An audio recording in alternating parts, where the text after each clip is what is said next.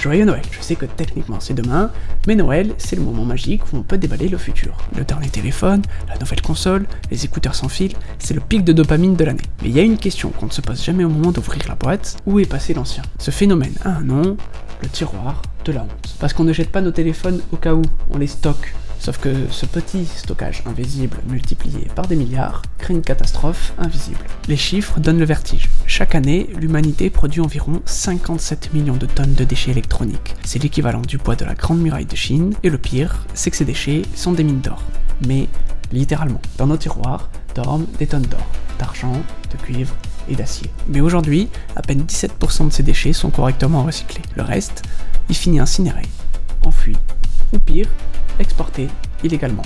Mais quand vous pensez recyclage, vous imaginez une usine propre avec des robots.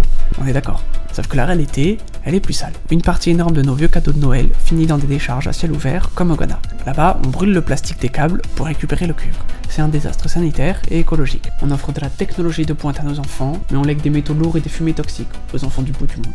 Et le vrai coupable, peut-être qu'au final, ce n'est pas la panne, mais c'est nous, l'humain.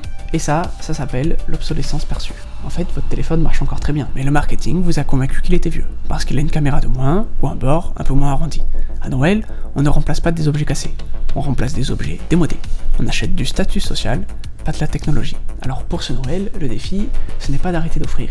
Et bien évidemment, je poste la vidéo un peu trop tard, tout le monde a déjà acheté leur cadeau. Mais peut-être que le véritable défi, c'est de changer notre regard. Un appareil reconditionné, c'est 80% d'impact carbone à moins. Un appareil réparé, c'est une victoire contre le système. La technologie est magnifique quand elle nous sert, pas quand elle nous a servi à une course au toujours plus neuf. Alors peut-être que le plus beau cadeau cette année, c'est de faire durer ce qu'on a déjà.